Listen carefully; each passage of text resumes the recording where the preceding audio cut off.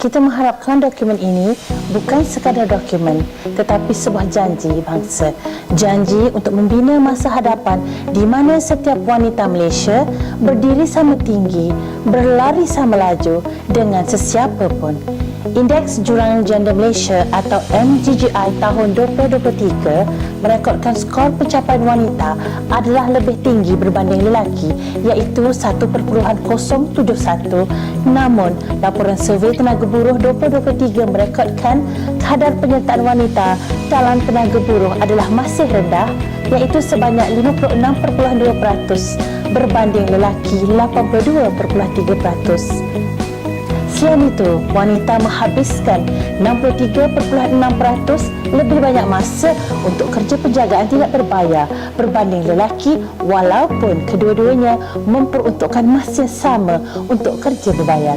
Situasi ini memberikan gambaran berhubung dengan beban berganda atau shift kedua yang perlu diambil oleh wanita iaitu mengurus penjagaan dan kerja rumah selepas selesai menyelesaikan shift pertama mereka di tempat kerja. Laporan National Health Mobility Survey 2019 merekodkan 7% daripada keseluruhan golongan wanita terlibat sebagai pemberi perkhidmatan penjagaan tidak formal. Wanita yang berstatus balu atau janda lebih banyak menyediakan penjagaan tidak formal berbanding mereka yang sudah berkahwin dan bujang. Seterusnya, laporan NHMS juga mendedahkan tanggungjawab menjaga telah memberi kesan kepada kesejahteraan emosi, kewangan, sosial dan fizikal penjaga tidak formal. Beban akibat pengasingan dan kekurangan sokongan dalam kalangan penjaga tidak formal boleh menyebabkan tekanan atau masalah mental serta kemerosotan kesihatan secara keseluruhan. Sebilangan besar penjaga tidak menerima sebarang latihan dan hanya sebilangan kecil yang dilatih oleh penyedia perkhidmatan kesihatan. Justru, saya mengharapkan dasar ini membawa sinar baharu kepada semua wanita, khususnya wanita yang masih terpinggir, ketinggalan dan berhadapan dengan isu diskriminasi. Saya juga mengharapkan agar dasar ini akan menyatukan wanita dengan lebih maju ke hadapan dengan wanita dalam kelompok rentan.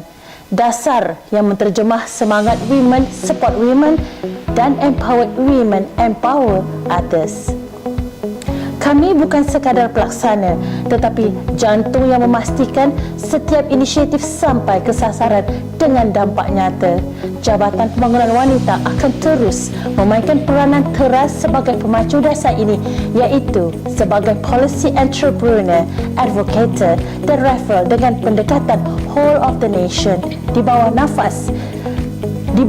dasar yang diberi nafas baru ini. Kami menekankan kepentingan dan kesedaran semua pihak terhadap tanggungjawab dan accountability mereka untuk menjaga, memelihara dan memperkasakan wanita di bawah sektor dan bidang kuasa masing-masing. Lanjutan itu, kami berkolaborasi rapat dengan kerajaan negeri, pihak swasta, NGO, komuniti akar umbi dan agensi antarabangsa untuk memastikan setiap pelan tindakan diterjemah kepada hasil sebenar di lapangan. Penekanan diberikan kepada pemantauan berasaskan data, sistem penilaian impak dan pendekatan berpusatkan komuniti. Kita tidak boleh bergerak secara silo. Kita mesti mendengar suara wanita dari pelbagai latar belakang dan melibatkan mereka sebagai rakan strategik dalam menggubal serta melaksanakan dasar. Kejayaan sebenar apabila wanita merasai perubahan itu dalam kehidupan seharian mereka. Kejayaan dasar diukur bukan pada kertas tetapi pada senyuman seorang ibu yang dapat melanjutkan pelajaran atau seorang gadis muda yang memenangi pertandingan robotik.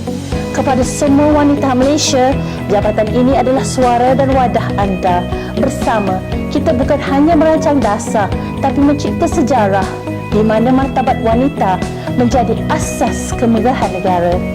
Memartabat wanita memperkukuh negara.